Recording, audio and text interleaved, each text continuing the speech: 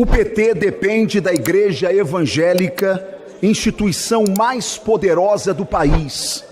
Essas foram as palavras do coordenador do Núcleo Nacional dos Evangélicos do PT, pastor Oliver Costa Goiano. E ele defende uma melhora na comunicação do governo Lula com os evangélicos. Eu quero desta tribuna me dirigir respeitosamente ao presidente Lula. Presidente Lula, o que o senhor ainda não entendeu é que o voto da igreja não é baseado somente na economia ou nos programas sociais. Nosso voto, presidente Lula, tem princípios e tem valores. Nós reconhecemos que muitos dos nossos irmãos já foram beneficiados pelos programas sociais do seu governo. Mas sabe o que pensa o crente, Lula? O que adianta votar em quem dá a Bolsa Família, mas é cúmplice do assassinato de crianças? Presidente Lula, seu governo é pró-aborto.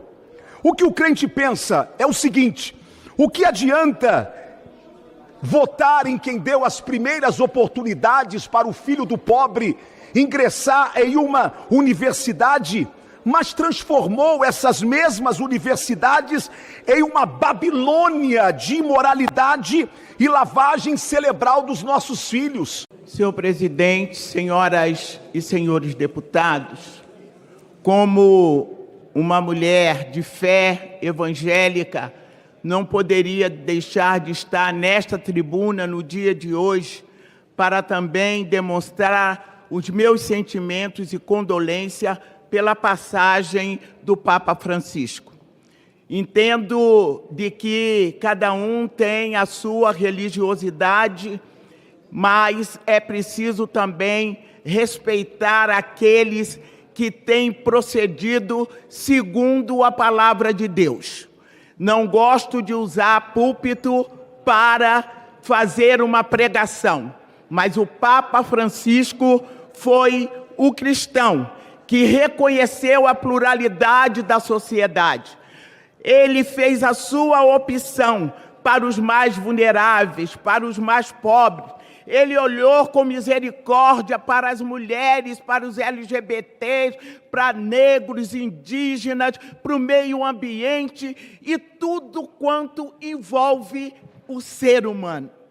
Por isso, eu estou nesta tribuna para aqui manifestar os meus sentimentos.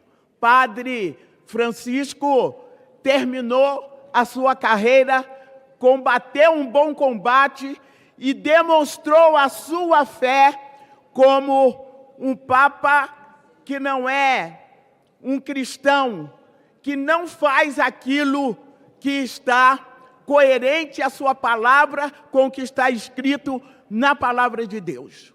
Senhor presidente, eu não gosto, como já disse, de usar essa tribuna para falar de coisas que são doutrinárias da igreja evangélica.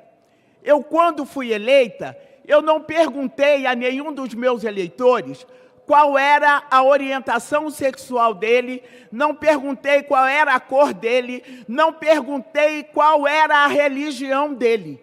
Eu fui eleita pelo Estado do Rio de Janeiro por vários segmentos.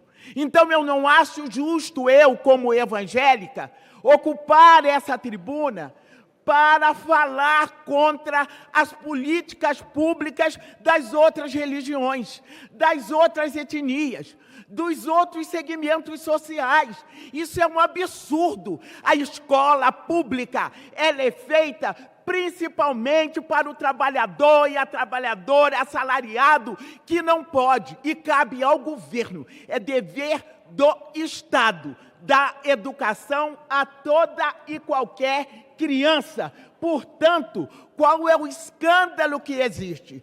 Também é preciso dizer que ainda existem miseráveis, ainda existe pobre e ainda existe gente passando fome. Por que o Bolsa Família vai fazer alguma coisa? Se Bolsa Família pudesse apenas eleger, o presidente ele não estaria eleito, porque nem tantos milhões de votos que ele teve são milhões de pessoas que recebem o Bolsa Família.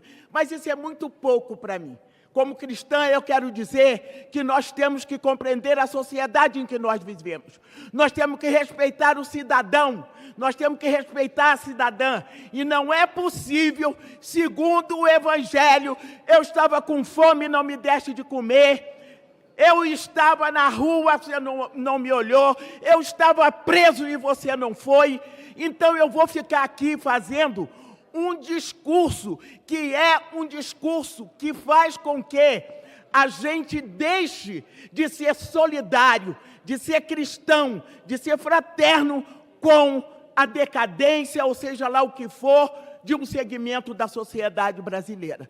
Por isso, senhor presidente, aqui estou eu para contestar a palavra do deputado que aqui colocou que Luiz Inácio Lula da Silva estava dizendo que ia se aproximar do crente. Vamos ser honestos conosco. O Lula sempre teve, ele sempre teve voto dos evangélicos. Mas sabe por quê? Porque é o que respeita, é o que não fechou a igreja, como eles diziam que ia fechar, como não fechou, eles perderam o discurso. Agora o discurso é, o Lula aborta, mas isso já é velho. Eu conheço que desde a primeira eleição de Lula, falaram que Lula tinha abortado uma filha que está viva até hoje, que deu uma neta linda para ele, e que essa neta linda deu um bisneto. Então não é possível conviver com essas coisas. Isso não é certo, isso não é honesto. Para concluir, deputado, que um cristão ocupe essa tribuna e se apodere disso.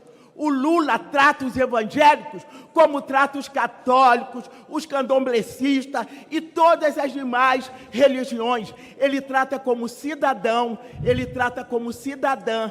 E todas as políticas públicas devem chegar, sim, às nossas igrejas.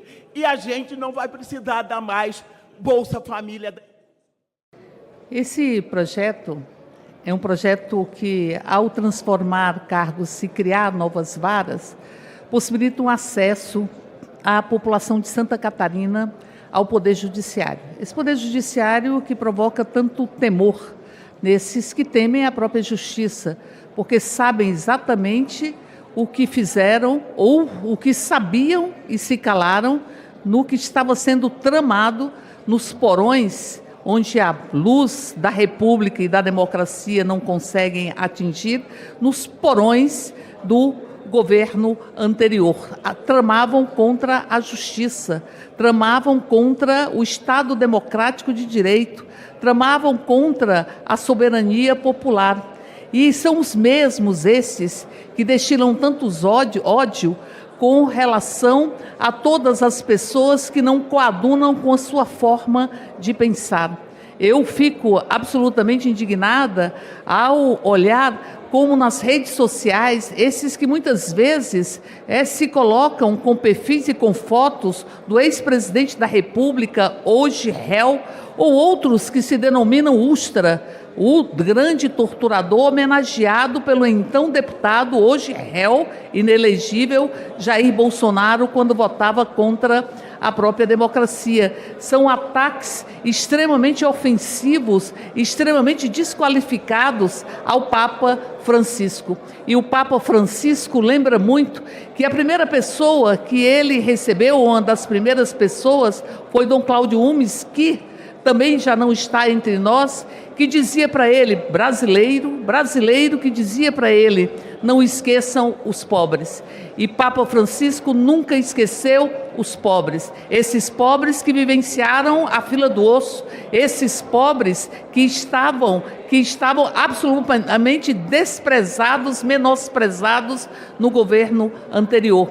E Papa Francisco que impôs uma agenda absolutamente necessária de defesa do próprio meio ambiente e que pregava a paz em todos os cantos do mundo e dizia, eu tenho um compromisso com o mundo de paz e com um mundo mais justo. Por isso, nós estamos aqui defendendo esta proposição que estabelece mais direito ao acesso à justiça do povo de Santa Catarina, porque se nós olharmos o nível, ou seja, as condições de atendimento são bastante inferiores a de outros estados da própria região sul, e ao mesmo tempo tem uma média que é bem maior do que outras médias de atendimento, considerando o número exíguo de varas que existe no estado. Portanto, é sim